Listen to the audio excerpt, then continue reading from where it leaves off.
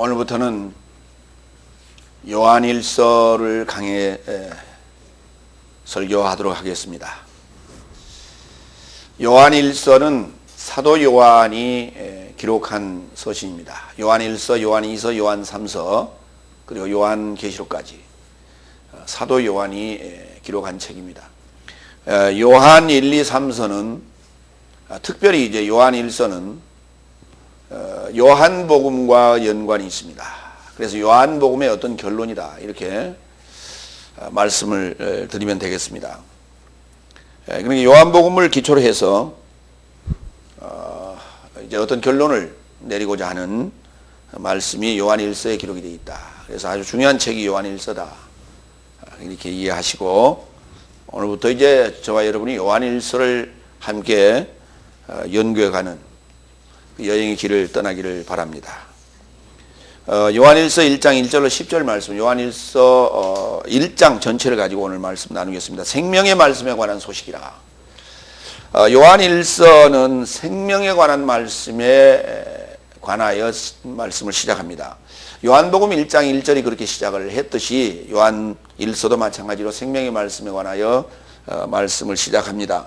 생명의 말씀은 곧 계명이며 그것은 곧 사랑이며 이 사랑을 우리가 할 때 우리가 사랑 안에 있을 때 우리에게 구원이 있다라고 하는 구원론에 관한 얘기를 지금 말씀하고 있다 이렇게 말씀을 드리면 되겠습니다. 먼저 우리 첫 번째 대지로 요한일서 1장 1절로 2절 시작부터 계시는 생명의 말씀에 관하여 나누겠습니다. 다 같이 1절 읽겠습니다. 시작부터 미완료로 계시는 생명의 말씀에 관하여 나의 삶이 들어온 바요 나의 삶의 눈으로 보아온 바요 나의 삶이 주목하였던 바요 나의 삶이 손이 만졌던 바요 이렇게 시작합니다. 말씀을 생명의 말씀을 어떻게 들었다는 얘기는 이해가 갈 겁니다. 눈으로 보았다고 얘기합니다. 그리고 주목하였다고 합니다. 그리고 손으로 만졌다고 합니다. 그러니까 이 생명의 말씀은 멀리 있는 게 아니라는 거죠. 가까이 있었다는 거예요. 함께 있었다는 얘기입니다. 눈으로 봤다고 그러니까 내 눈 밖에 있었구나. 그렇죠. 눈 밖에 있는 것처럼 느껴졌을 거예요. 그래서 늘 관심 있게 봤어요. 주목했어요. 그리고 늘 손으로 만졌어요. 이렇게 요한일서 1장 1절 2절 3절 이렇게 손으로 만졌어요. 이런 표현이에요. 지금 표현상으로 보면 그렇습니다. 시작부터 계시는 그런데 미완료로 계시다는 거예요. 시작부터요. 저와 여러분이 시작할 때부터 태초부터가 아니고 처음부터도 아니고 저와 여러분이 시작할 때요. 무엇을 시작할 때? 구원을 시작할 때. 저와 여러분이 어둠에서 빛을 시작할 때 신앙의 여정, 구원의 여정을 시작할 때 이 시작이에요. 태초가 아니고 왜 자꾸 우주 창조적 태초로 가요. 자꾸. 그때 말씀이 있었든지 없었든지 나하고 무슨 상관이 있어요. 저와 여러분이 시작이에요. 이 시작부터 말씀은 미완료로 계세요. 생명의 말씀이었습니다. 다 같이 아파르케스 아포아르케스라는 뜻인데 이제 그걸 붙여서 연음으로 읽습니다. 아파르케스. 예, 시작부터 엔 하고 있었어요. 미완료로 계셨다는 거예요. 계셔 왔다고요? 그럼 과거죠. 미완료로 계셨다는 거예요. 뭐 할 때까지? 그렇기 때문에 시작이에요. 말씀은 미완료로 있어요. 저와 여러분의 손에 지금 들린 이 말씀은 미완료로 있어요. 이 말씀이 내 속에 들어와 나와 하나 되고 나로 말미암아 드러나 주어야 됩니다. 근데 사실 이 말씀이요 지금 성경책에 있는 것 같이 우리가 느껴집니다만 사실 내 안에 있는 거예요. 내 안에 있는데 우리가 알지 못하기 때문에 지금 성경이라는 이 책을 통해서 우리가 읽고 보고 만지는 거예요. 근데 이게 내 속에 있는 것인 줄 우리가 모르고 어느 부분은 우주 창조에 관한 얘기요, 어느 부분은 이스라엘의 역사요, 어느 부분은 예수님이 오셔서 행한 공생이요, 어느 부분은 사도들의 행적이요 이렇게 지금 우리가 이해를 하고 있는 거예요. 아직도 우리는 지금 이런 우둔한 생각들을 갖고 있어 왔다 그 말입니다. 자, 시작부터 미완료로 계시는 생명의 말씀에 관하여 이제 우리가 좀 알아보겠습니다. 이 시작부터 말씀에 관한 내용을 창세기 1장 1절부터 쓰고 있습니다. 베레시트 바라 엘로힘 에트하 샤마임 베에트하 했죠. 이게 히브리어로 지금 제가 말씀드렸어요.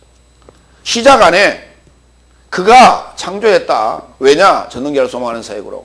무엇을? 하샤마임과 하레츠를. 에트하 샤마임과 하레츠를. 하샤마임이 알렙에서부터 타브까지 가도록, 하레츠가 알렙에서부터 타브까지 가도록. 그래서 처음 하늘과 처음 땅이 지나가고 새 하늘과 새 땅이 나타날 수 있도록 하나님께서 창조해 뒀다. 그런 얘기입니다. 그러니까 우리가 알고 있는 태초에 하나님이 천지를 창조하시나 이 얘기하고는 전혀 다른 얘기예요. 거기에 이런 대목이 나옵니다. 전능자를 소망하는 사역으로. 다 같이 한번 해봐요. 전능자를 소망하는 사역으로. 목적이 그거예요. 전능자를 소망하는 거예요. 하나님의 역사는. 저와 여러분이 하나님의 말씀으로 역사하기 시작하는 것은 하나님이 목적이에요. 전능자가 목적이라고요. 전능자 되기를 원하셔서 오늘 우리에게 생명의 말씀을 주시고 하나님이 친히 오셔서 십자가에 달려 죽으시기까지 하시는 거예요. 그분의 계획과 그분의 모든 행적이 우리를 구원하시려면요 굳이 오시지 않아도 돼요. 하늘에서 그냥 낚시 던져서요 그물 던져서 그냥 건져 올리면 돼요. 그런 식의 구원이 아니라는 거예요. 지금 하나님의 계획은 우리가 지금까지 착각하고 있었던 거예요. 잠언서 8장 22절로 26절로 봅니다. 여호와께서 그의 행적 전에 고대의 그의 길의 시작인 나를 가지셨으며 만세부터 머리부터 땅의 고대부터 내가 스스로 조성하였다. 아직 바다가 생기지 아니하였고 큰 샘들이 있기 전에 내가 이미 났으며 산이 세우침을 입기 전에 언덕이 생기기 전에 내가 이미 났으니 하나님이 아직 땅도 들도 세상의 먼지의 머리도 행하지 않았을 때라. 이게 읽어보니까 좀 무슨 말인지 참 왔다리 갔다리 헷갈려요. 왜? 내가 스스로 조성했다 하는 23절에 관한 얘기라든지 25절에 24절에 이미 내가 났다라는 표현도 이해가 되지 않는 얘기고 22절은 사실 이게 지금 개역성경이 이렇게 안 돼 있어요.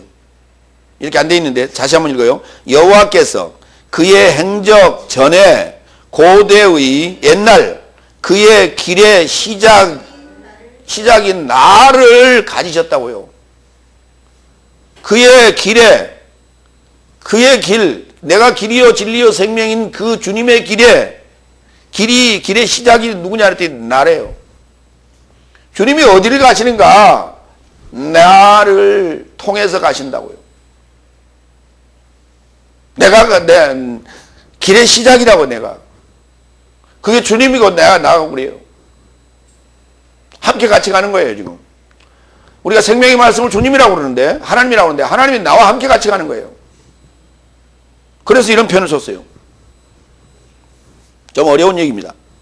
요한복음 1장 1절로 2절 좀 쉬운 얘기로 갑시다.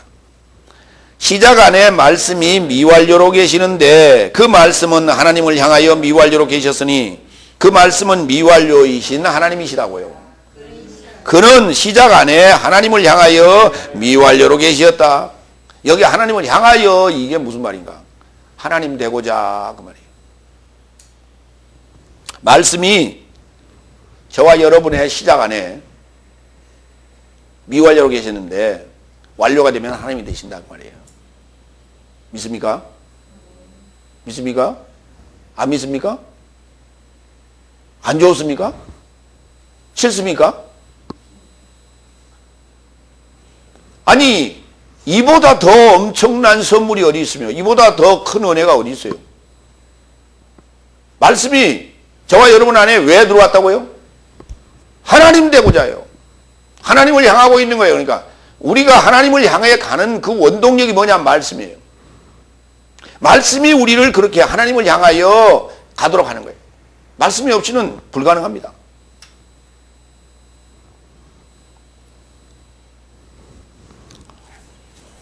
요한복음 1장 14절. 그리고 그 말씀이 육신이 되었다. 그리고 나의 삶 안에 거주하고 있으며 아버지 가까이 있는 은혜와 진리가 충만한 독생자와 같은 그의 영광을 나의 삶은 주목하였다. 말씀이 육신이 되어 계시는데 나의 삶 안에 계세요.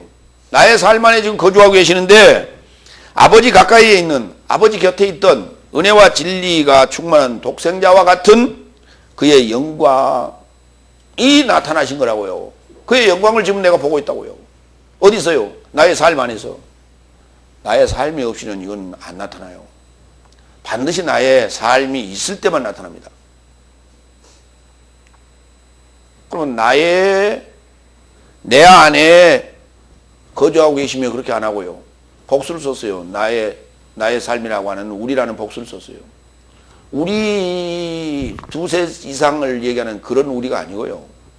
나의 삶 안에 반드시. 그래서 복수를 쓰고 있는 거예요. 고린도전서 여기 지금 말씀이라고 요한복음 1장 14절 말씀이라고 하는 단어는 로고스 남성 명사이고 육신이라는 단어는 사르크스라고 하는 여성 명사예요. 말씀과 지금 육신이 말씀은 생명의 말씀이고 주님이시고 그 다음에 이 사르크스라고 하는 육신은 시작인 나요. 아르케도 시작인 여성이에요. 아르케도 여성 명사, 사르크스도 여성 명사. 그러니까 음과 양이 지금 만났다고요. 양인 말씀과 음인 시작인 사르크스 육체와 만난 거예요. 지금. 주님이 육체를 입고 나타나셨다는 얘기가 무슨 말이냐면 나라는 육체를 입고 나타났다고 말입니다. 고린도전서 15장 20절. 그러나 지금 그리스도께서 죽은 삶에서 일으킴을 받은 것이니 잠자고 있던 삶의 첫 열매가 되셨도다. 여기 시작부터라는 단어가 아파르케스인데 다 같이 아파르케스. 시작부터라는 단어가 아포아르케스인데 이 두 단어가 딱 달라붙어 버리면 첫 열매로 바뀌어요. 시작부터인데 시작이 결실을 하게 되면 그걸 첫 열매라고 부르는 거예요. 다 같이 아파르케. 그러니까 아파르케나 비슷하잖아요. 시작부터는 아파르케스, 첫 열매는 아파르케 이렇게 두 단어를 붙여서 지금 부르는 거예요. 그리스도가 잠자는 삶의 첫 열매가 돼요. 잠자는 자가 어떻게 이 복수가 됩니까? 요 잠자는 자는 시체를 얘기하는 게 아니란 말이에요. 좀 살아서 움직이고 다니는 거예요. 그러나 실상은 죽은 자도 있고 실상은 잠자는 자도 있다고요. 이와 같이 내 눈앞에 내 앞에 나와 함께 있었어요. 그래서 들어봤고 보아봤고 주목하고 만졌다고요. 요 생명의 말씀. 그러니까 멀리 있는 게 아니에요. 가깝고도 친근한 거예요. 나의 삶이 들어온 바, 눈으로 보아온 바, 주목하였던 바, 손으로 만졌던 바라. 한 몸 된 상황이죠. 요한복음 4장 24절. 우리가 매주 저와 여러분이 교독하는 요한복음 4장 24절입니다. 하나님은 영이시니 그래서 영과 진리 안에서 다른 말로요. 하나님 안에서 영과 진리 안에서 어디 안에서? 하나님 안에서 누구를? 하나님을 예배하는 삶을 누가? 하나님이 예배하기에 마땅하다. 하나님이 어디 계세요? 내 안에. 내가 어디 있어요? 하나님 안에. 내가 하나님 안에 있어요, 지금. 영과 진리 안에 있어요. 하나 되어 있어요, 지금. 하나 되어 있어요. 그러면 누가 누구를 예배하는 거예요? 자, 이리 봐요. 나 좀 봐요. 왼손과 오른손이 지금 둘이 하나 되어 있어요. 그렇죠? 예. 자, 예배합니다. 시작. 누가 누구를 예배했어요? 왼손이 오른손을 예배했어요? 오른손이 왼손을 예배했어요? 이 얘기란 말이에요. 이해가 되십니까? 하나 되었다니까, 이렇게. 이게 하나님이 원하는 진정한 아파르케의 상황의 예배를 얘기하는 거예요, 이게. 그러나 우리가 이 상황을 모르고 깨닫지 못하고 이해하지 못할 때는 그냥 오늘 또 예배 드리러 왔어요. 그렇죠?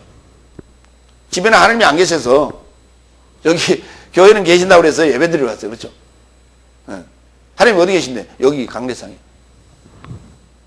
오늘 이제 강대상에 오시는 거예요? 이렇게. 우리는 지금까지 그렇게 예배의 개념을 이해했어요. 그렇죠? 그러나 그게 아니란 말이죠. 그러니까 왜 그러냐면, 왜 그렇게 우리는, 그런데 하나님이 무소부지하시다고 그래요. 근데 어떤 때는 없는 것 같아요.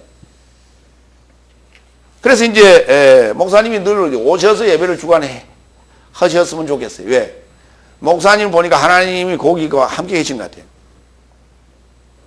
그래서 목사님이 지금 예배를 주관하는 이유는 이런 거예요.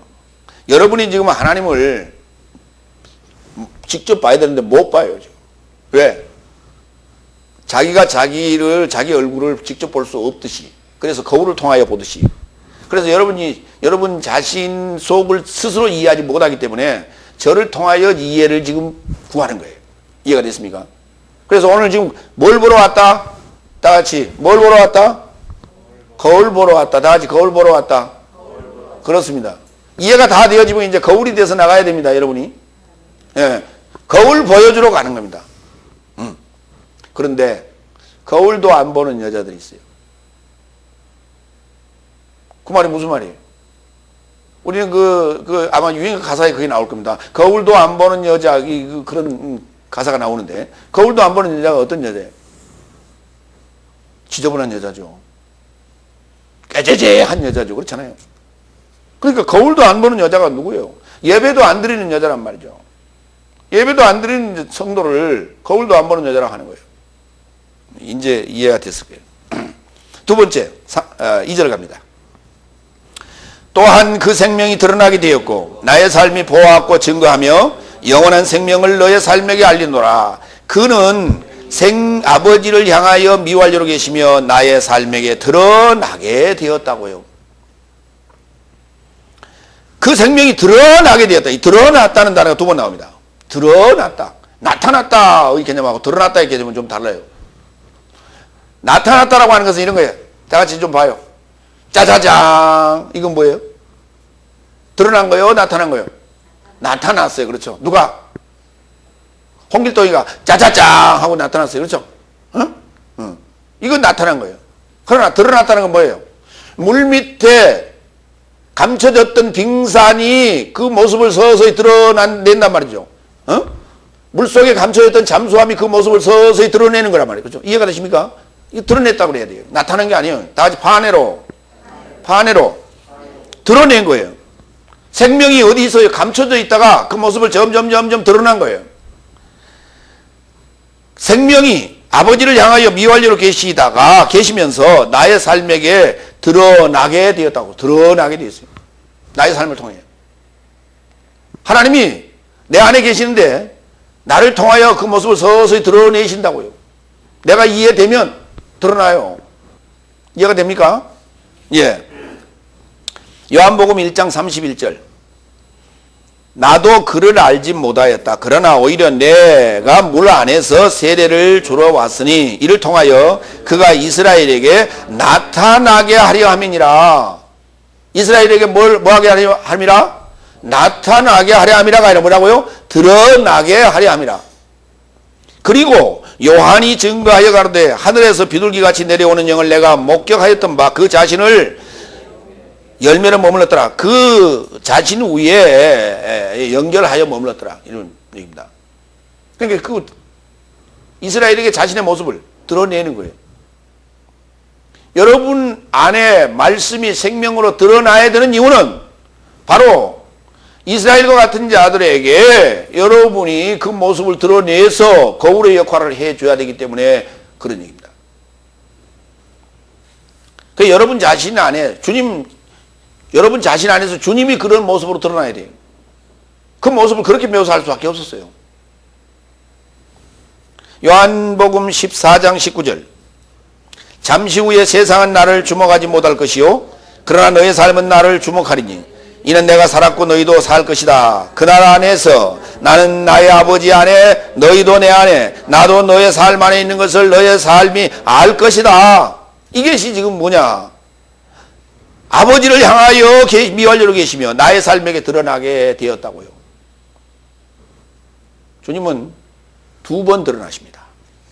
한 번 그의 공생애를 시작하게 할 때에 드러납니다. 여섯 날. 지금 드러나고 계셔요. 여러분에게. 그리고 오순절 성령을 통하여 삼일체의 모습으로 또 한 번 드러내십니다. 그때는 이제 여러분이 거울이 돼서 나갈 거예요.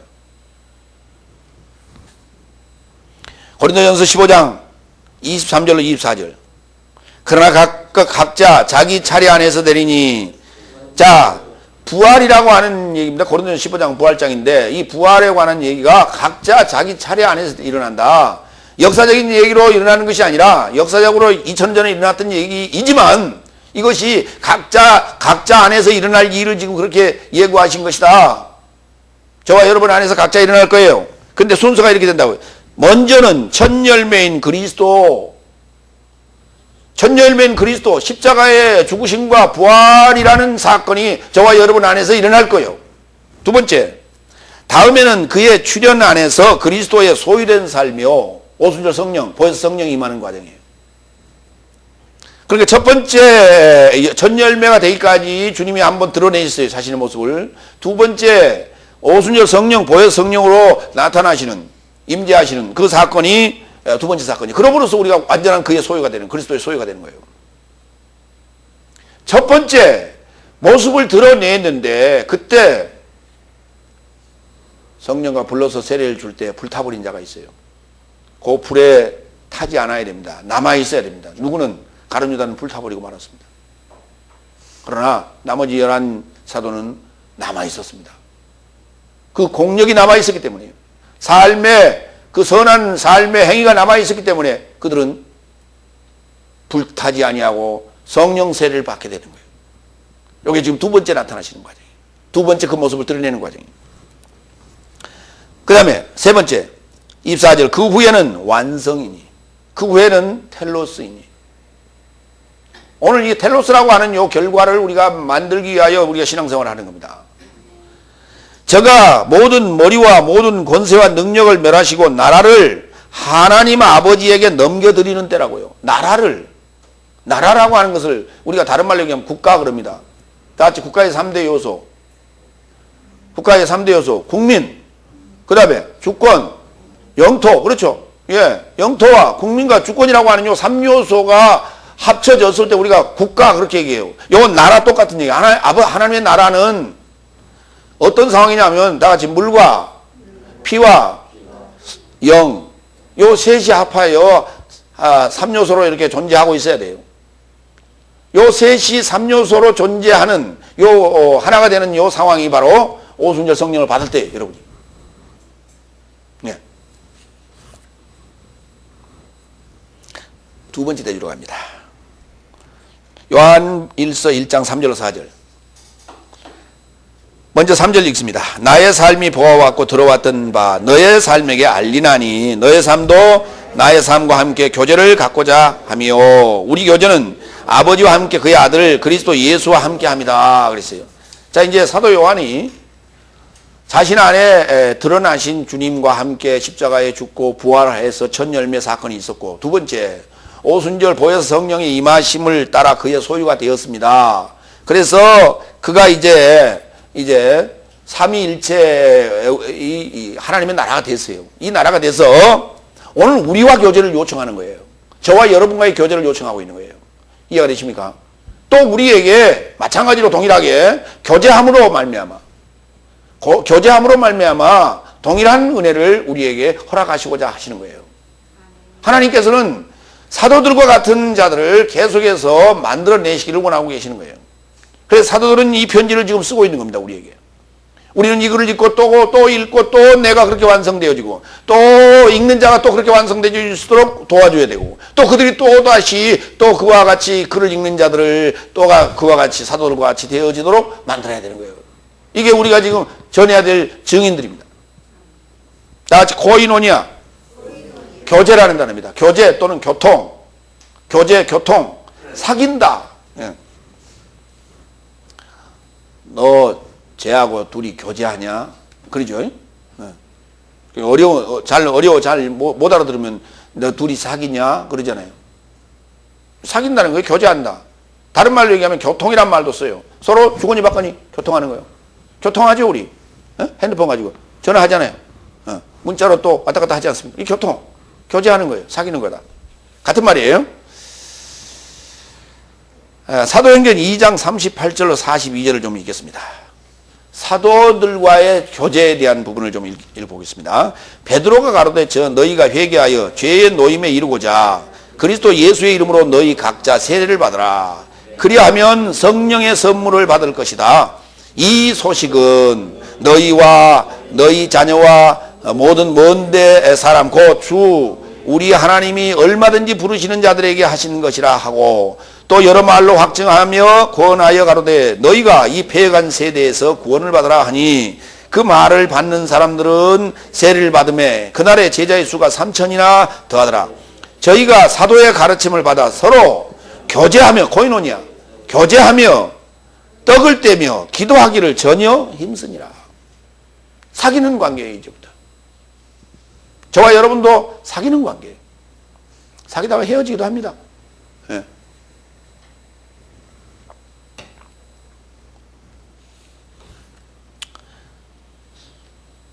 바로 뭘로 우리가 이 사귐을 사귀느냐 하면 사귀는 것이 뭐냐면 여러분 남자와 여자가 뭐 때문에 사귀어요? 목적은 결혼하자는 거 아니에요.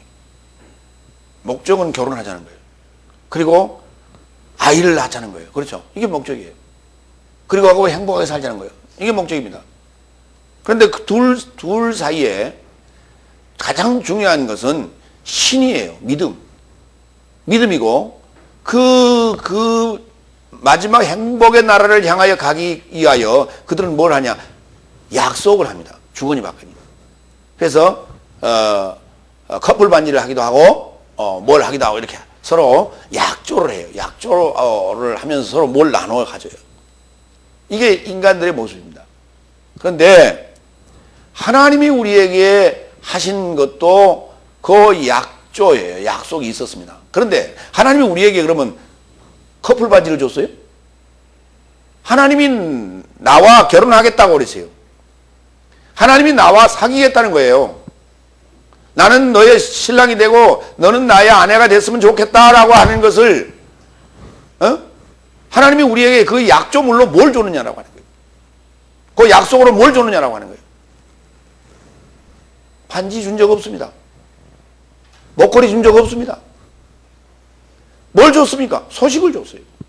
다 같이 소식. 안겔로스, 안겔리아, 에판겔리아. 소식을 줬다고요. 이 소식이에요. 우리는 이걸 까먹고 앉아서 이걸요. 맨날 약속. 무슨 약속이? 이게 약속이라니까. 약속의 내용이 뭐냐? 소식이라니까요. 39절 이 소식은 너희와 너희 자녀와 모든 먼 데 사람 곧 우리 주 하나님이 얼마든지 부르시는 자들에게 하신 것이라고요. 이 소식이요.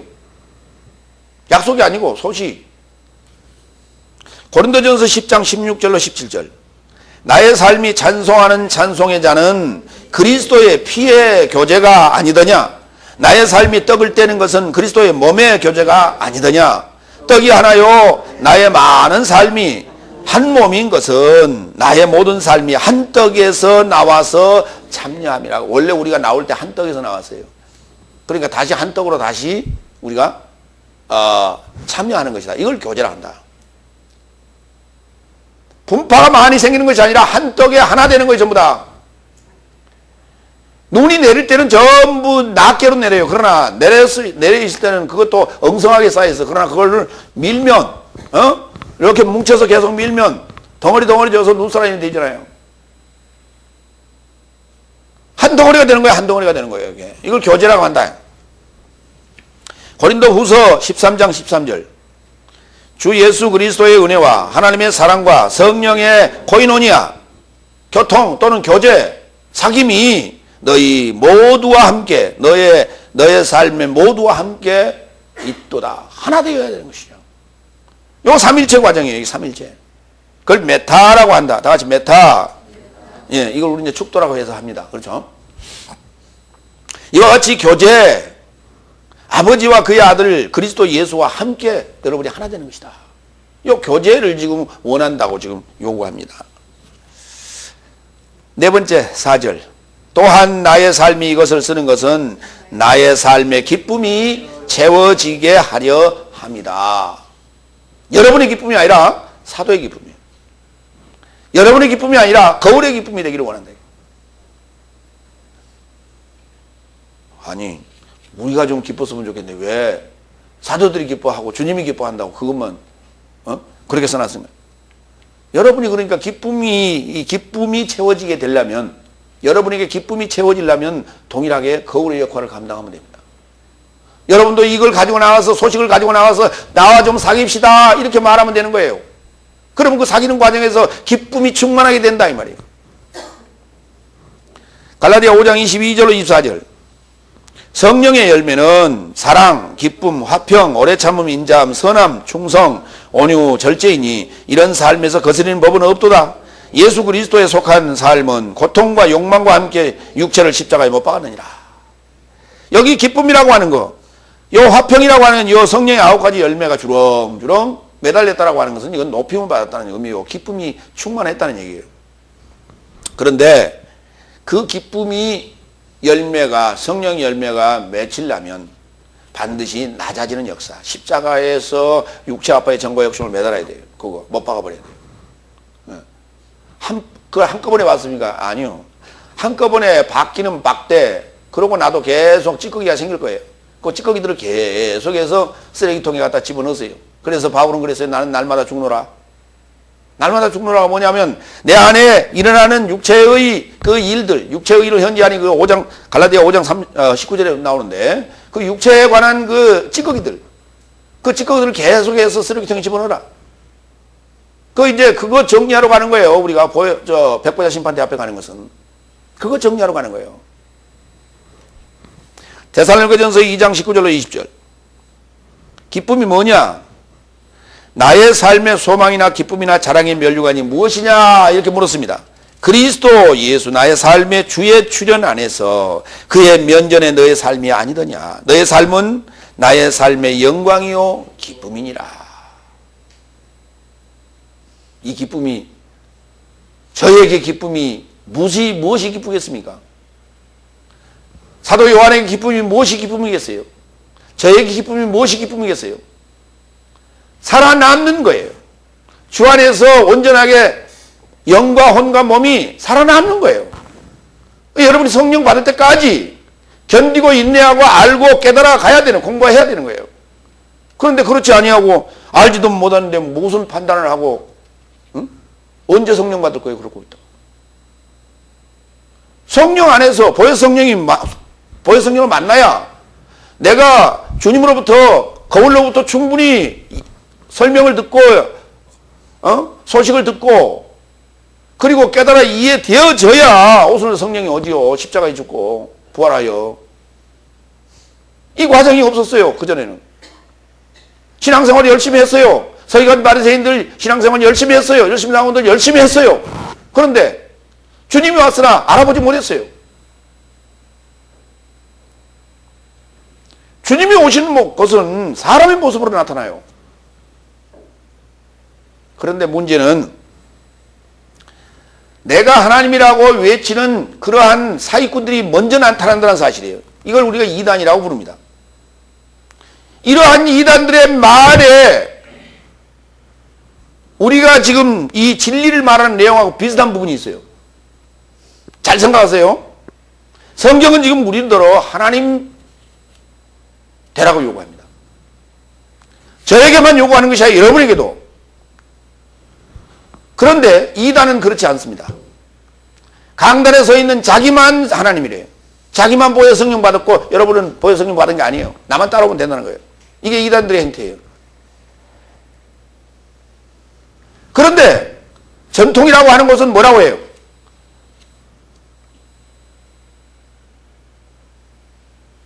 보혜 성령 다 받아야 되겠죠. 보혜 성령을 받으면 하나님이에요. 근데 그 말을 못해요. 그 말을. 성경에 써있는데 그 말을 못해. 그 말을 안 하는 게 이게 전통이고 정통인 줄 알아. 그것이 바로 이단이에요. 아시겠어요?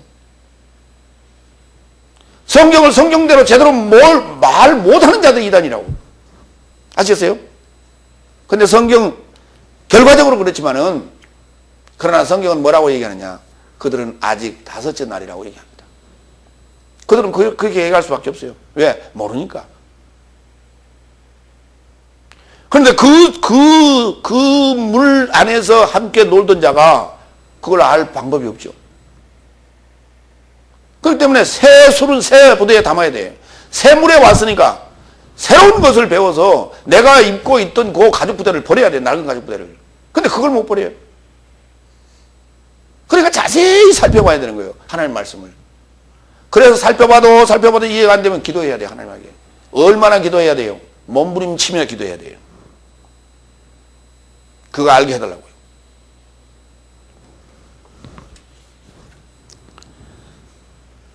세 번째 대지로 갑니다.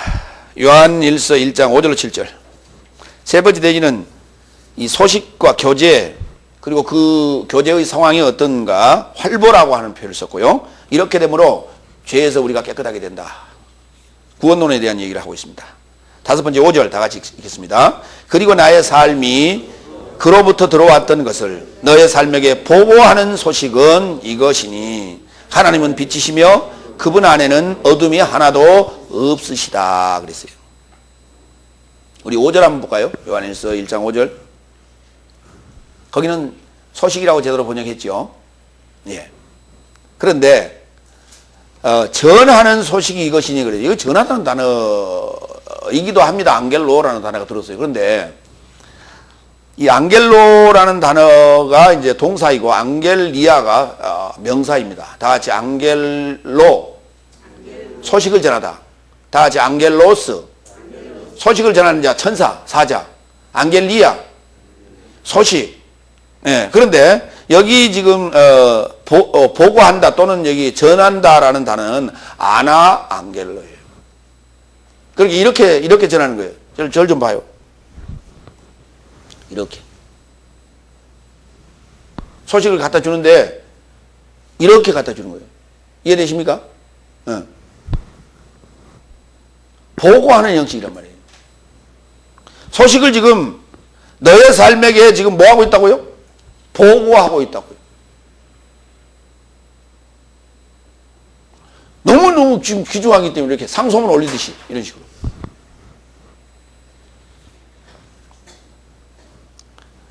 그런데 이 소식이라는 단어가요.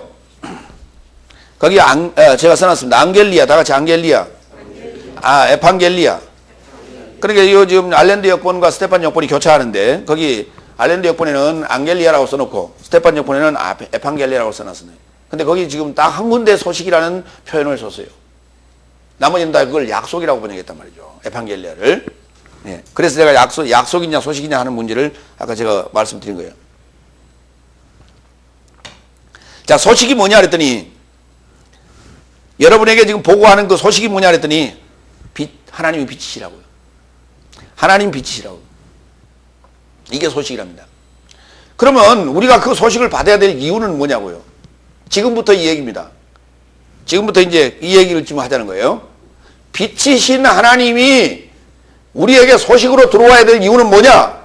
내가 어둠이기 때문에 그렇습니다. 저와 여러분이 어둠이기 때문에 그렇습니다. 그래서 이 소식을 전해야 되는 거예요. 이해되십니까? 이 빛과의 교제입니다. 빛과의 교통입니다. 빛과의 사귐이에요. 그럼 빛하고 사귀면 어떻게 돼요? 내가 빛이 되죠. 어둠이 되는 거예요? 빛이 되는 거예요? 빛하고 어둠하고 사귀면 빛이 되죠. 네. 그러니까 사람을 사귈 때 좋은 사람하고 사귀어야 내가 좋은 영향을 받아요. 요한복음 1장 4절. 그 안에는 생명이 있었는데 그 생명은 사람 된 삶의 미완료로 있는 빛이더라. 말씀이 뭐라고요? 빛이라고요. 말씀이 뭐라고요? 미완료로 있는 하나님이라고 그랬는데 아까 그렇죠? 다 같이 말씀은 미완료로 계시는 하나님이다. 또한 미완료로 있는 빛이다. 그렇죠? 예. 그러니까 그걸 말씀, 생명, 빛 이렇게 얘기한단 말이죠. 같은 거예요. 말씀 이꼬르 빛, 이꼬르 생명. 예. 그러니까 생명을 전한다라고 하는 건 이해가 잘 안 되니까 빛을 우리가 전한다. 빛을 비춘다. 이렇게 말하는 거예요. 사도행전 2장 32절 33절. 하나님이 이 예수를 살리셨으니 나의 삶이 모두가 이 일의 증인이로다. 그런즉 하나님의 오른손으로 높임을 받고 그가 성령의 소식을 아버지께 받아서 부어주셨으니 이것을 지금 너의 삶이 보고 듣느니라. 사도행전 2장 한번 열어보세요.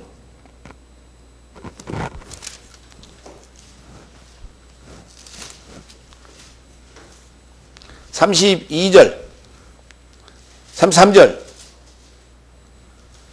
32절 이 예수를 하나님이 살리신지라 우리가 이 다 일의 증인이로다. 그거 비슷하죠. 33절 하나님이 오른손으로 예수를 높이심에 그랬죠. 예수라는 단어는 없습니다. 어느 성경에는 예수라는 단어가 없습니다. 잘 보세요. 하나님이 오른손으로 예수를 높이심에 그가 약속하신 성령을 아버지께 받았다고 되어 있죠. 받아서 너희 보고 듣는 이것을 부어주셨느니라 이렇게 써놨습니다. 잘 기억하시고 33절로 갑니다. 그런즉 하나님의 오른손으로 높임을 받고 그가 성령의 소식을 아버지께 받아서 부어주셨다고요. 근데 여기 뭐 약속하신 성령을 그랬어요? 약속하신 성령이라고 그렇게 안 돼 있습니다. 약속하신이라고 돼 있는 그 에판겔리아가 목적격이고요. 성령을 그렇게 한 것은 소유격으로 돼 있어요. 그러니까 성령의 소식을 그래야 맞죠. 거꾸로 뒤집어 써놨단 말이에요. 지금 개혁성경은. 약속하신 성령이라고 지금 억지로 지금 번역을 한 거예요. 이해됐어요? 약속하신 성령이 아니라 성령의 소식이라니까요. 그리고 하나님의 오른손으로 높임을 받았다고요. 누가? 주님이, 말씀이, 생명이 하나님의 오른손으로 높임을 받고 그가 성령의 소식을 아버지께 받아서 우리에게 부어줬다고요. 주체가 누구냐 하면 주님이에요. 하나님이 주체가 아니라. 이것을 지금 너의 삶이 보고 듣느니라. 누가 지금 한 얘기예요? 베드로 사도가 지금 설교한 내용입니다. 베드로 사도가 지금 설교한 내용이에요. 베드로 사도와 지금 그 사도들이 설교하는 이 소식을 증거하는 이것을 지금 주님이 높임을 받고 그의 성령의 소식을 아버지께 받아서 지금 부어주고 있다고 지금 얘기하고 있어요. 누굴 통해서? 사도들을 통해서. 그런데 이 지금 너의 삶이 이걸 보고 있다고 지금 얘기합니다. 말씀의 역사예요. 생명의 역사예요. 지금 빛의 역사입니다. 이게 하나님의 역사예요. 이 역사를 지금 보고 있다고. 베드로는 그렇게 설교하고 있습니다. 여기 지금 이 약속하신이라고 번역한 그리고 이 단어가 바로 에판겔리아라는 단어예요. 소식 또는 연통이라는 단어예요. 갈라디아서 3장 16절로 18절 보겠습니다. 소식이라는 단어로 이게 이제 번역을 해야 됩니다.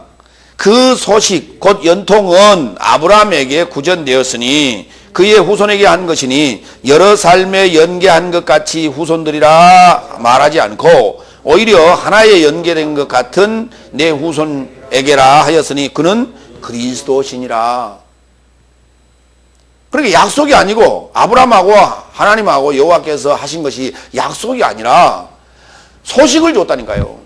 그 소식이 계속해서 전해지고 아브라함의 자손 다윗의 자손 그리스도 예수의 탄생이 되는 그 책 안에 그리스도 예수가 탄생될 때 그 탄생되는 그 소식을 줬다니까요. 이 소식을 준 거예요.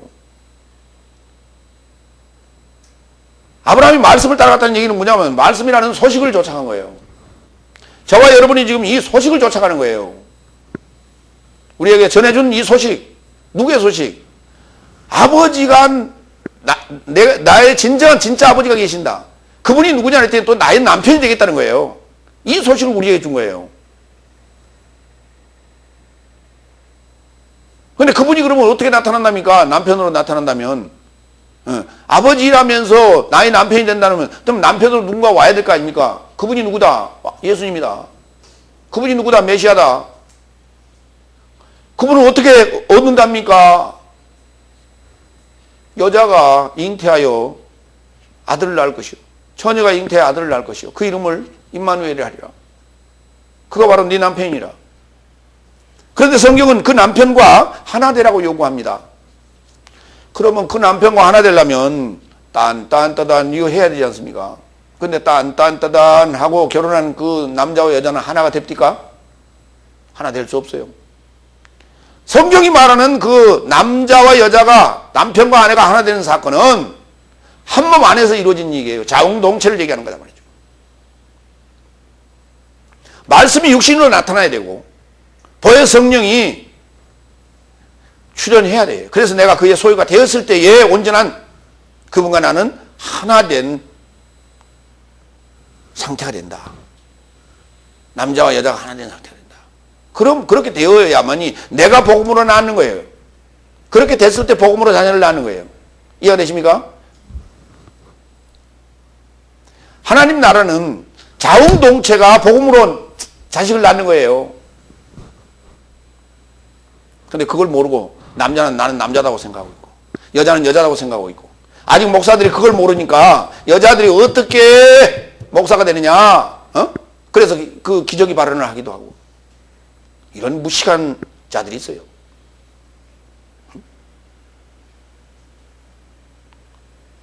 아니 남자가 어떻게 복음으로 자녀를 낳아? 그럼 여자는 누구요 그때? 누가 있어야 할 거 아니에요. 상식적으로 이해가 가는 얘기를 해야죠.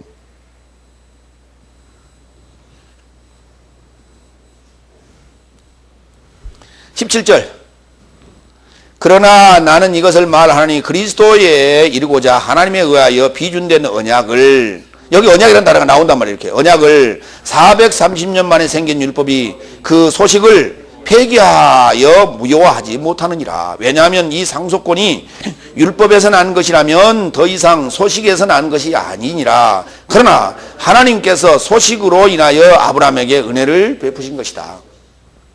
그러니까 이 소식은요, 계속해서 소식이 출발합니다. 창세기부터 출발하는데 계속해서 출발하면서 계속해서 더해지고 66권으로 우리에게 온 거예요. 이 소식이 더해져서. 이 소식은 바로 새하늘과 새 땅이 완성될 때까지 이것은 무효될 수 없어요. 언약이라고 하는 건 무효가 될 수 있어요. 그거는 언약이라는 건 언제든지 파기가 될 수도 있어. 그러나 그것이 살아있단 말이에요. 이 소식이 계속 유효한 이유가 뭐냐면 더해지고 계속 이 소식은 진행되는 거예요. 어디서? 저와 여러분 안에서. 말씀이 성장하고 자란단 말이에요. 이게 더해지는 거지. 상태적으로 이게 지금 더해져 가는 거예요. 성태적으로 변해가는 과정이란 말이죠. 6절 나의 삶이 그와 함께 교제를 갖고 있다고 언급하면서 어둠 안에 활보한다면 거짓말을 하는 것이요 진리를 행치 않는 것이다. 이 어둠이 등장하는 이유는 뭐냐면 이 소식이 뭐라고요? 하나님은 다 같이 빛이시다. 자, 우리가 받은 게 뭐라고요? 하나님은 빛이시다라는 소식을 받았어요. 그랬는데 그렇게 받았다는 얘기는 교제한다는 얘기인데 교제한다 하면서 나는 예수 믿는다 하면서 나는 교회 다닌다 하면서 어둠 안에서 활보한다면 그건 거짓말하고 있는 것이다. 많은 이들이 지금 거짓말하고 있는 거예요. 왜? 진리가 없기 때문에. 진리가 없어서 거짓말을 하는 거예요. 진리가 왜 없습니까? 길이요 진리요 생명을 못 만났기 때문에 그렇죠. 길이요 진리요 생명인 거울을 만나야 진리를 알게 되고 그 진리를 알았을 때야만이 거짓말 안 하게 되는 것이죠.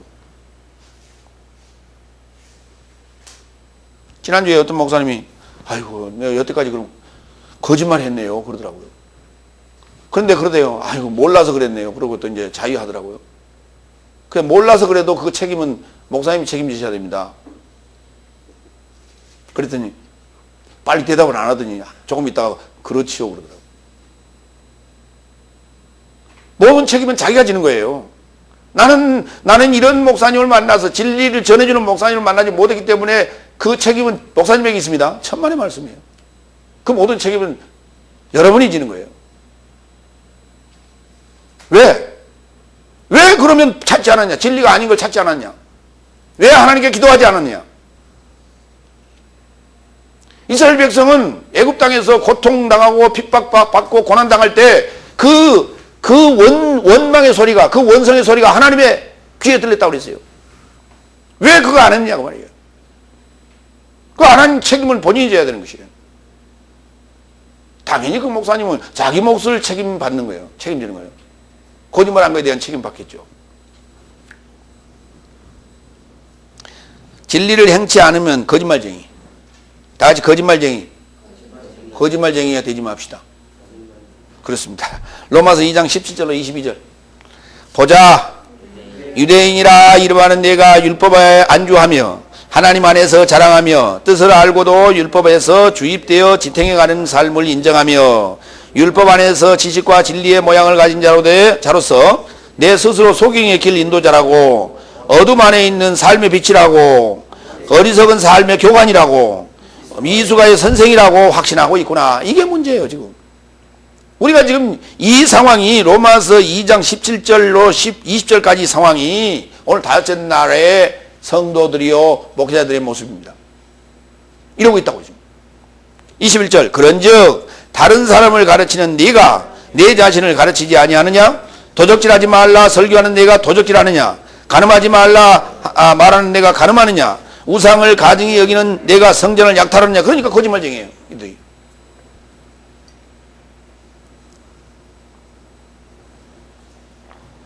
여섯째 날에 우리가 들어와서 주님을 만나서 진리를 우리가 깨닫지 못하면 다 거짓말쟁이가 되는 것입니다.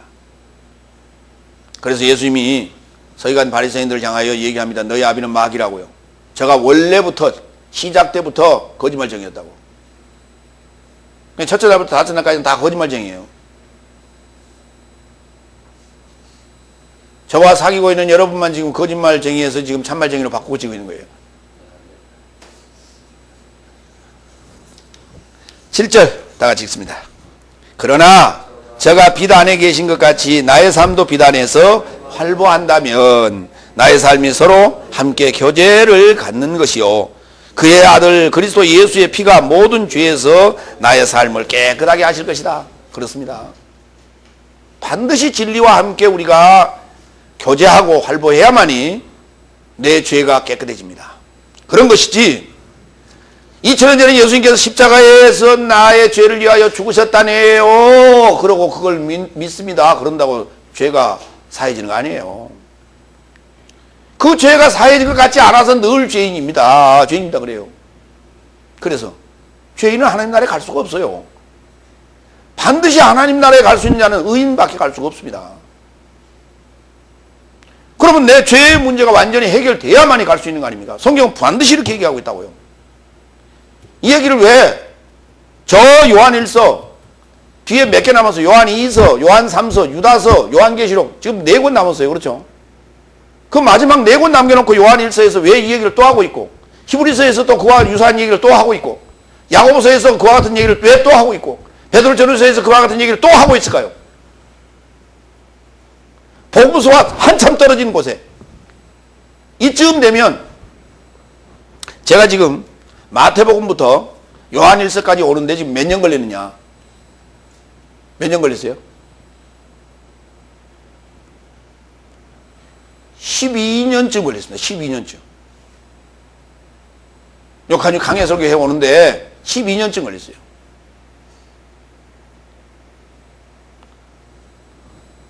그러면 12년 전 얘기는 무슨 말이에요? 지금 12년 전 얘기가 지금 다섯째 날 교회에서 하고 있는 얘기예요. 근데 그들은 지금 어떻게 알고 있어요? 다 구원 얻었다고 알고 있죠. 근데 그게 아니라고 12년 전부터 내가 얘기하기 시작한 거예요. 본격적으로. 마태복음부터. 그런데 그 얘기를 동일하게 또 12년 후에 지금 오늘 요한 1서에서 동일하게 얘기하고 있단 말이죠. 그러니까 성경 전체가 지금 이와 유사한 얘기를 하고 있는 거예요. 사실은 신학 전체가.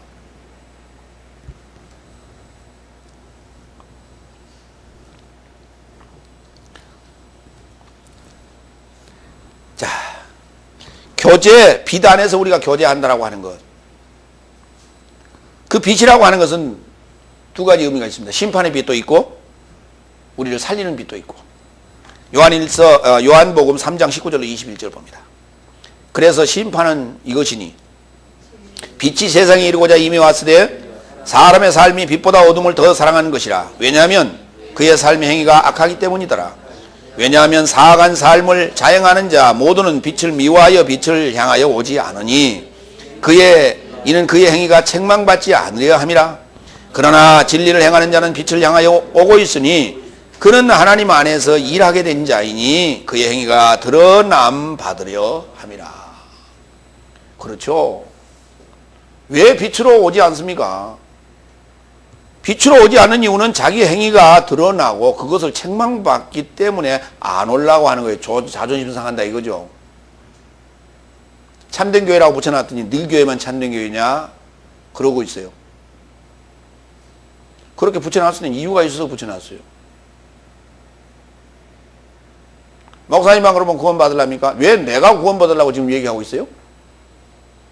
여기 오신 모두에게 구원받게 하려고 내가 얘기하고 있는 것이죠. 이 소식을 전하는 것이지. 내 혼자 구원받자고 내가 이 소식을 전하고 있어요.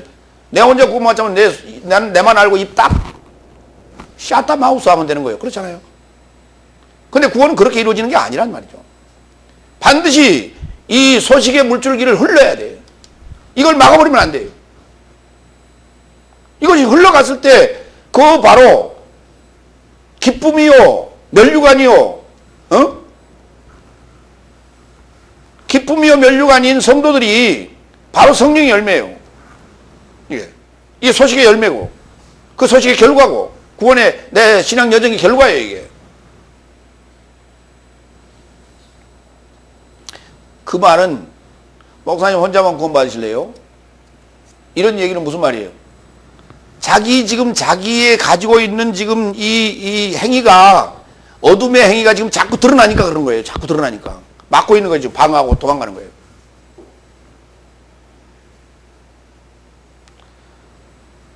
그러니까 지금 그걸 감추려고 하는 그 심리는 뭐냐면 아직도 내가 가지고 있는 요 부대가 아직은 그래도 좀 성합니다. 그 말이에요. 아직 성합니다. 그래서 좀 이렇게 좀 우물이면요 잘 안 보입니다. 이렇게. 그런데 이놈의 부대가 다 헐어가지고 가려도 소용없어. 이리 삐져나오고 저리 삐져나오고 다 삐져나오기 때문에 그런 상황은 그건 이제 포기했어요. 그래서 알겠습니다. 더 그냥 아예 그냥 찢어버리세요. 예, 팍 찢어버리고 부대 아예 바꿔주세요.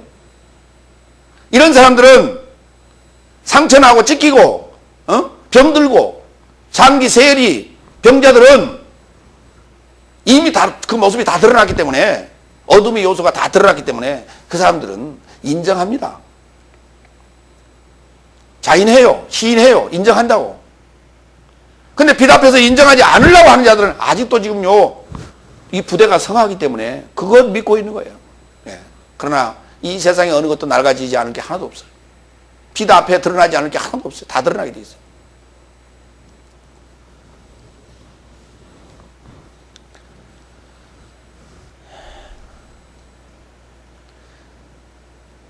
요한복음 12장 46절. 그래서 우리가 빛 안에 오지 않으려고 한다.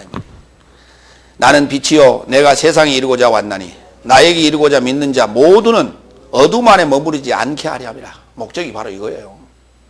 어둠을 심판하러 오신 게 아니라 심판하여 드러내서 그걸 다 정리하고 거기에 빛으로 사귀게 하고 빛이라는 생명을 갖게 하려고 주님이 오셨지. 그 어둠을 드러내고 들춰서 그거 고소하다 야오르지 하고 그걸 가지고 놀라고 온 게 아니라 말입니다.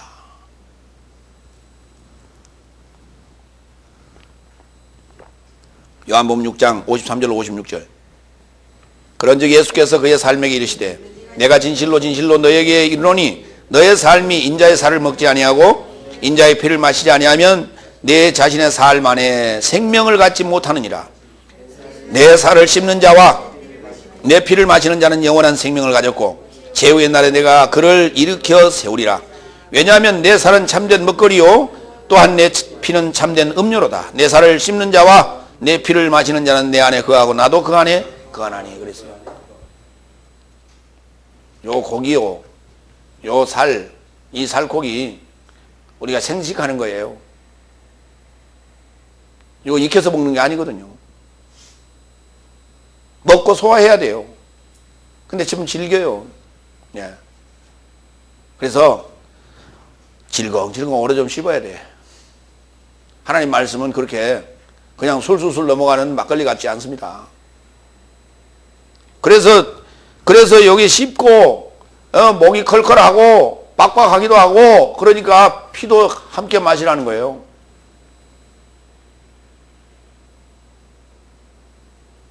그래서 그 떡이 말이죠. 그렇게 팍팍하지 않고 술술술 넘어가고 입에서 좀 달고 그래서 누룩을 넣어요. 그래서 우리는 유교병이라고 합니다.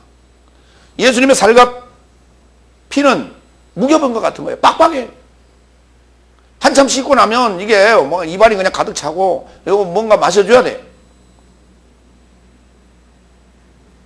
하나님 말씀은 단단한 식물이라고 그랬어요.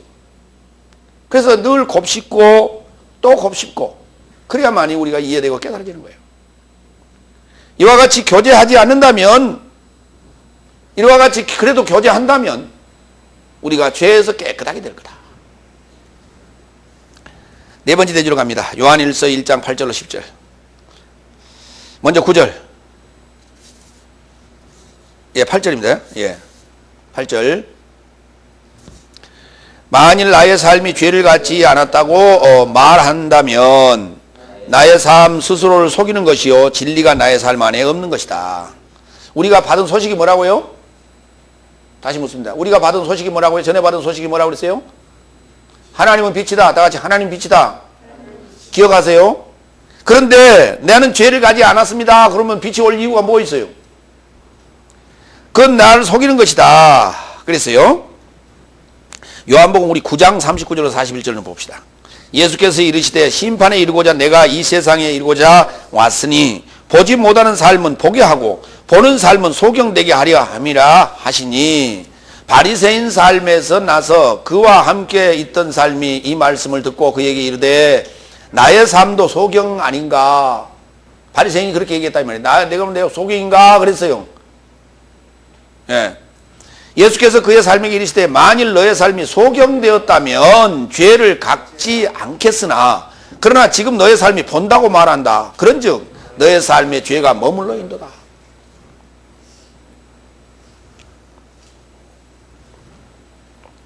당연히 빛 앞에 갔을 때 나는 어둠이고 소경이에요. 나의 행위가 드러나기 시작한다면 안에 속에서 배알이 꼴리기 시작한다면 그러면 나는 소경이에요. 하나님 말씀 들을 때 속이 뒤틀리고 머리가 땡기고 여기까지 치밀어 올라오면 나는 소경인 거예요. 그런데 그렇지 않다고 거기서 항변하는 자는 그는 죄인입니다. 그 죄가 영원히 씻어지지 않는다는 거예요. 주님은 자신이 죄인임을 인정하는 자에게만 그 죄를 씻어주신다고요. 인정하는 자에게만. 9절. 만일 나의 삶이 죄를 인정한다면 저는 신실하시고 의로우사 제 삶을 나의 삶에게 놓아주시고 모든 불의로부터 나의 삶을 깨끗하게 하려 하심이라. 여기 두 가지를 언급했어요. 죄를 깨끗하게 한다고 일반적으로 그렇게 얘기합니다. 그러나 죄진 삶에서는 놓아주시고 그 다음에 불의한 삶에서는 나를 깨끗하게 씻어주신다. 두 가지예요. 크게. 사단이라고 하는 자를 잡아서 무적행에 넣는 일은 나를 죄에서 해방하는 문제예요. 그 다음에 백보자 심판대 앞에 가서 거기 죽은 삶을 불 속에 던지는 요 사건은 불의한 삶을 깨끗하게 하는 사건이에요. 두 가지 사건이 있어요. 우리가 이제 일반적으로 얘기해서 그걸 원죄와 자범죄 이렇게 분리합니다. 예. 그러니까 우리 원죄로부터 일단 놓여야 돼. 노임을 받아야 되는 거예요. 해방돼야 돼. 이것을 다른 말로 얘기하면 죄와 사망의 법에서 우리가 생명의 그리스도 안에 있는 생명의 성령의 법이 우리를 해방했다고 얘기한다 이 말이에요. 이해되십니까? 예. 그런데 내가 주님 앞에 나와서 인정해야 되고 주님과 교제해야 되고 빛과 교제할 때 이거는 이 일이 벌어진다. 로마 10장 8절로 10절. 그러면 무엇을 말하리요? 말씀이 내게 가까워 내 입안과 내 마음 안에 있으니 이것이 우리가 전도하는 믿음의 말씀이다. 내가 만일 내 입안에서 예수를 주로 인정하였고 또 하나님께서 그를 죽은 삶에서 일으킨 것을 내 마음 안에 믿었다면 구원을 얻을 것이다. 왜냐하면 의에 이르고자 마음으로 믿어져야 하고 구원에 이르고자 입으로 인정되어야 한다 그랬어요. 그러니까 입으로 인정하는 게 대단히 중요하다. 호몰로게오, 다 같이 호몰로게오, 이걸 인정한다 그렇게 얘기해요. 오늘 지금 10절에도 그랬잖아요. 만일 나의 삶이 죄를 인정한다면 그 말이에요. 주님 앞에 나와서 인정해야 돼요. 마태복음 10장 32절로 33절 주님이 직접 하신 말씀이에요. 오늘 지금 로마서 10장은 사도 바울이 전한 말씀이고 마태복음 10장 32절로 33절 이걸 풀어놓은 거예요. 사실은 주님이 진실하시고 의로우시다라고 하는 얘기는 이 얘기예요. 그러므로 누구나 모두 사람들 앞에서 나와 하나 되어 시인하면 나도 하늘한 아버지 앞에서 저와 하나 되어 시인할 것이요 그러나 누구든지 사람들 앞에서 나를 부인하면 나도 하늘한 아버지 앞에서 저를 부인할 것이다. 주님이 이렇게 말씀하셨어요. 요대로 집행하실 거예요. 시행하실 거예요. 그래서 거기에 대한 해답으로 로마서 10장 8절로 10절 말씀을 사도 바울이 지금 주석한 겁니다. 우리가 전도하는 믿음의 말씀이다. 우리가 전도하는 믿음의 말씀. 사도들이 전하는 믿음의 말씀이에요.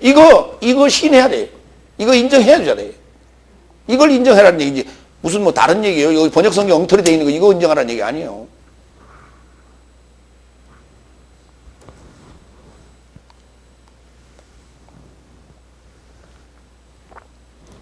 (10절) 만일 나의 삶이 죄 있지 않았다고 말한다면 하나님을 거짓말하는 자로 만들고 있으며 그의 말씀이 나의 삶 안에 없는 것이다 그랬어요. 자, 뭐라고 써놨기 때문에 성경에 써서 우리에게 전해온 소식이 뭐라고 써놨기 때문에 우리가 죄 짓지 않았다라고 하면 하나님을 거짓말하는 자로 만드는 것이냐. 에레미야서 17장 9절로 10절 만물보다 거짓되고 심히 부패한 것은 마음이라 누가 능히 이를 알리오마는 나 여호와는 심장을 살피며 폐부를 시험하고 각각 그 행위와 그 행실대로 보응하리니. 인간의 마음이 가장 부패했다고 지금 이렇게 써놨잖아요. 로마서 3장 23절로 24절로 볼까요? 왜냐하면 모든 삶이 범죄하였기에 하나님의 영광에 모자라게 되었다고, 이르지 못하게 되었다고 지금 그렇게 되어 있어요. 그리스도 예수 안에 구속에 통과한, 구속으로 인하여, 다시 말해서 구속으로 통과한, 구속으로 인하여 하나님의 은혜로 값없이 의롭다함을 받았다 그래요. 구속으로 인하여. 예. 거기 구속으로 인하여였다는 말이 통과했다는 말이에요. 그리스도 예수 안에 있는 구속으로 인하여 십자가 사건 그리고 부활 사건 때문에 내가 하나님의 은혜로 값없이 의롭게 된 것이다. 의인은 없는 안에 하나도 없다고 되어 있단 말이에요. 그런데 그래서 주님이 빛으로 오신 거예요. 그래서 주님이 우리에게 생명의 말씀으로 오신 거예요. 나타나신 거예요. 말씀이 육신을 입고 나타나시게 되는 거예요. 드러나시게 된 거예요. 그런데 나는 죄인 적 없다 말하는 이는 주님을 하나님을 거짓말장애로 만드는 것이다. 그러면 나는 그러면 의인이요. 그렇게 말하는 자는. 그래서 나는 죄 있지 않았습니다. 이렇게 말하는 자는 하나님을 거짓말을 하는 자로 만들기 때문에 죽을 때까지 나는 죄인으로서이다 하다 갑니까? 말씀을 잘 이해해야 돼요, 우리가. 빛을 만나서 빛과 교제하여 죄로부터 깨끗하게 씻음을 받아야 될 이유를 쓰는 것이에요, 이게. 그런 것이지, 나는 죄인으로서이다를, 하지 말라는 얘기 아니라, 그 어느 때만까지만 하는 얘기예요. 그리고 아버지 앞에 갈 때는 이 죄인은 못 갑니다. 말씀의 생명의 말씀이 드러난 것은 세상의 빛이죠. 그게 드러났다는 얘기예요, 세상의 빛으로. 바로 그리스도 예수인 하나님이십니다. 소식은 복음입니다. 그리고 빛입니다. 우리에게 소식이 전해졌다는 것은 빛이 왔다는 거예요. 아브라함이 하나님을 하나님으로 믿었다는 것은 그 말씀을 들으면서 그 말씀이 하나님이라는 걸 인정했던 것이에요. 그때부터 빛을 받은 거예요, 지금. 근데 그 빛은 사라지면 안 돼, 이 빛은. 계속해서 전해줘야 돼. 소식으로 전해져야 돼. 그 소식이 전해질 때는 계속해서 더해지고, 그렇게. 그래서 계속 교제하는 과정 속에서 그리스도가 탄생돼야 됩니다. 여러분 자신 안에서 그 소식을 받았다면, 여섯째 날에는 그리스도께서 육체를 입고 드러나셔야 됩니다. 그래서 온전한 주님과의 교제가 이루어져야 됩니다. 삼위일체 되는 여러분 되시기를 부탁을 드립니다. 기도하겠습니다.